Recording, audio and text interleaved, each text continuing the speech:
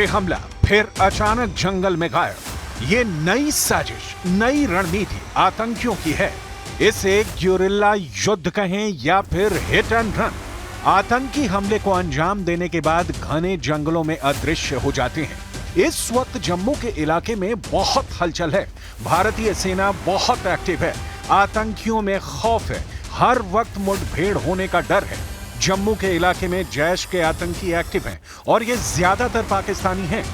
जैश का पैटर्न शुरू से ही फिदायीन हमलों का रहा है, यानी जो आतंकी हमले को अंजाम देने आता है वो वापस जाने के मकसद से नहीं आता था, लेकिन अब आतंकी फिदायीन नहीं बल्कि मार के भागने के मकसद से आ रहा है।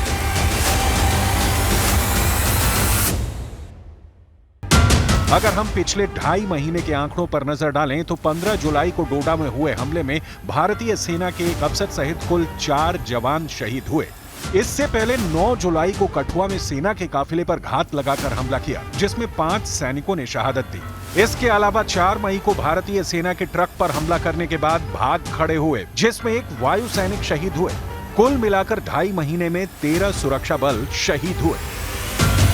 आतंकियों पर अंधाधुंध फायरिंग की 2 घंटे तक लगातार हुई फायरिंग के दौरान वीडीजी सदस्यों ने ऐसा बदला लिया कि आतंकी अपनी साजिश अभी पूरी ही करते, उसमें कामयाब ही होते, लेकिन बहादुर वीडीजी सदस्यों ने उनका ये प्लान जो है वो विफल किया है।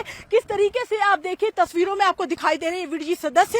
ये वो जाबाज सदस्य हैं जो हथियार तो इनके पास 90 के दशक के हैं, लेकिन नई टेक्निक से इन्होंने कैसे सुरक्षा बलों के साथ सर्च ऑपरेशन करने की ठान ली है। लगातार एक के बाद एक हमला हो रहा है डोडा में, कठुआ में और बसंतगढ़ उधमपुर में, लेकिन ये जाबाज जो वीडीजी के सदस्य हैं इनका कहना है कि वो आतंकी आए तो जिंदा है यहाँ पर, लेकिन वापस जिंदा वो नहीं जाएंगे।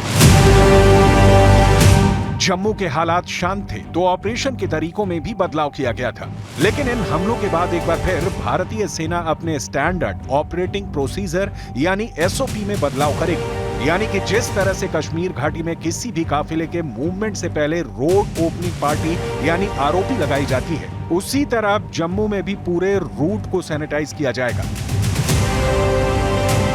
इनकी कोशिश है कि सुरक्षा बलों के साथ कंधे से कंधा मिलाकर उन आतंकियों को निस्तेनाबूद करना है। किस तरीके से यहाँ पर चूंकि बड़ा मुश्किल होता है ऐसी पहाड़ियों पर सर्च करना, ये आप देखिए आशु तस्वीरों में दिखाने की कोशिश करें। ये जो बड़ी बड़ी चट्टाने हैं, ऐसे हाइड आउट में अक्सर आतंकी छुप जाते हैं। हम इस समय ग्राउंड जीरो भाटा गाँव में है, जहाँ पर आपको बता दें कि इस गाँव में कल रात जो है वो आतंकियों और पुलिस और वीडीजी के बीच में एक मुठभेड़ होती है। लगातार 2 घंटे तक फायरिंग चली, लेकिन फायरिंग इन वीडीजी सदस्यों की तरफ से इतनी ताबड़तोड़ थी कि उनका एक प्लान विफल किया।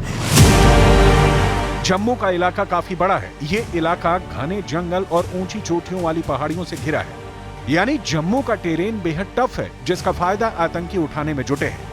पहाड़ी की हाइट पर बैठे आतंकी छिपकर सेना की मूवमेंट को आसानी से देख लेते हैं और फिर आतंकी घटना को अंजाम देते हैं। पिछले जितने भी आतंकी हमले जम्मू में हुए, उसमें ज्यादातर आतंकी सुरक्षा बलों के हाथ ही नहीं आए।